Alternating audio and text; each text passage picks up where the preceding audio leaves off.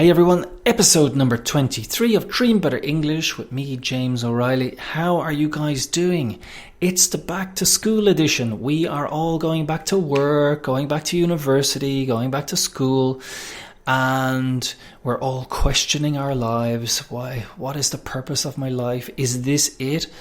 Were they the holidays? I didn't enjoy them as much as I should have.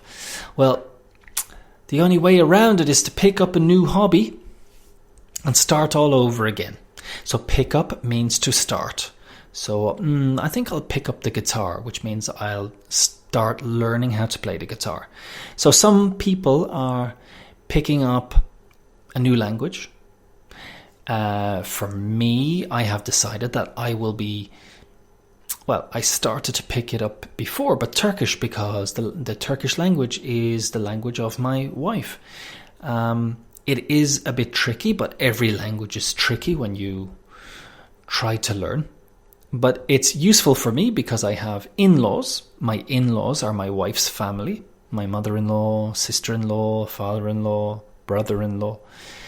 And for some of those, some speak English, but some don't. So it's a pity when I cannot communicate with them. So it's really useful for me to pick up Turkish. So I think I will be trying to do some online classes. Believe it or not, this is what we say when it's the reality about something. We'd say, believe it or not. So, believe it or not, it's not... My wife is Turkish, but it's not very useful trying to learn from your spouse, which is your husband or your wife, or your girlfriend or boyfriend, because I think they are used to speaking to you on a normal level, and then when they have to try and talk to you like a child, I think they find it very difficult. In my case anyway.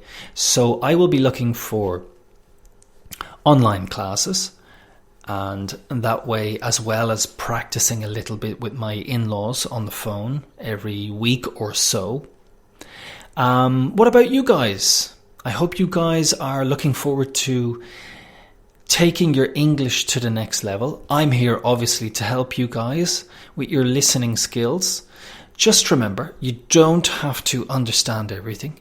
Just listen, understand the sense maybe. Try to catch a few words that you are not familiar with and learn vocabulary little by little. Don't be intimidated, or don't be afraid if it's too fast. That's the way it is, and it will just get easier over time. I, for example, I'm learning Turkish. I'm listening to Turkish podcasts, and I will be honest, I don't understand 90%. But I'm just listening to the rhythm, I'm listening to the speed, I'm trying to catch a word here and there. And it's the same for you guys. Listen to as much English as you can, try and develop a relationship, listen to these podcasts. I will give you valuable vocabulary, valuable tips into the native English world, and hopefully make it a bit interesting at the same time. And not too long for you guys. So, in this, what can I talk to you guys? I've taken a break. I'm a bit rusty. Rusty means I'm out of practice. The real meaning of rust is when water interacts with steel or metal and it turns that orange color. That's rusty. And we use this in English for when you're out of practice. So I haven't done a podcast for a while. I'm out of practice. But I just wanted to start, get something done. This is how we all feel in September. Hopefully I will do a lot more to help you guys. So today I'll just talk to you briefly about what I did during the summer, or my summer holidays. So my summer holidays, I took a coronavirus test so I could take a flight to Turkey. Took a test. All clear, no problems. I had my 2 vaccinations as well. From the vaccination I had was from the Pfizer, with 3 weeks in between the first vaccination and the second one. All good. I have my QR code which is the code that they scan when you go to the airport. And the whole family got it done, my wife and 2 sons. And off we went to Turkey. And I was very surprised in Turkey how ahead of the game they are, which means they're very advanced. Everywhere in the shopping centres, they were they had security checking that you had your test done. If you had no code on your phone, you were not allowed entry into certain places. While at that time here in Europe, countries were arguing about this. No, it's against my rights. In Turkey, it was like, this is what we're doing. You have the code or you don't. And that's it. No arguing. We went to Istanbul. I have lived in Istanbul. It's a very interesting place. When you work in Istanbul and you have to take transport there, it's not the best. However, when you're visiting, it's a fantastic place. There's so much to do, so much to see. It's a wonderful place to visit. We landed in Istanbul and we rented a car. We drove from the European side of Turkey across the Bosphorus, which is the strait, which is like a narrow piece of sea between the Asian side and the European side. We drove over a huge bridge and we went to the center of Turkey to visit family, in-laws. We visited Cappadocia, which is a very famous place. I'm going to spell it for you guys to get you some listening practice for your spelling. So Cappadocia. And I would recommend looking this place up on the internet if you haven't. So it's Cappadocia,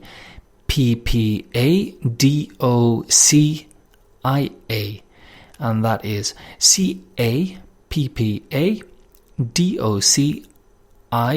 for India, A. Wonderful place. I've been there before, but I went with my wife and brother and sister-in-law while my mother and father-in-law took care of the kids for a day, which was excellent. After that, we spent time in the Taurus Mountains, where it wasn't too hot. In the cities, it was unbelievably hot. We're talking about 35 degrees with humidity. Humidity is the water in the air, and it was unbearable. Unbearable means it was so uncomfortable. It was so uncomfortable. And you could see it with the people in the city. They were really agitated. They were really angry. I felt it in the shops with the people. I felt it with myself. It was just the heat and the humidity just affects you. There's nothing you can do. So we went, that was in Mersin City, which is on the Mediterranean coast, opposite Cyprus, the island. And then we went back to the Taurus Mountains, which was much cooler, lovely, relaxed. And then we did another day trip later to a place called Şanlıurfa, which is not far from the Syrian border. We visited 2 historical places near there, one called Göbekli Tepe, which is a very ancient archaeological site. And it means belly hill. Belly is a name for your stomach or your tummy. Belly hill. Tepe means hill in Turkish. And another place even nearer to the Syrian border, which is called Haran. Harran. Haran. And that was a very interesting place because the houses there are made from clay, which is from the ground. And the shape of them means that in summer they're cool and in winter they remain warm. Now, to be honest, when I was in there, I was sweating. But it felt cool, but I was still sweating. Sweating is the water perspiration which comes from your skin when you're too hot. But that was a pretty cool place. And Şanlıurfa is an interesting place because it's a mix of Turkish people and Kurdish people. And the Kurdish people, especially the women, they wear more shiny, glittery clothes, sparkly. It was quite interesting.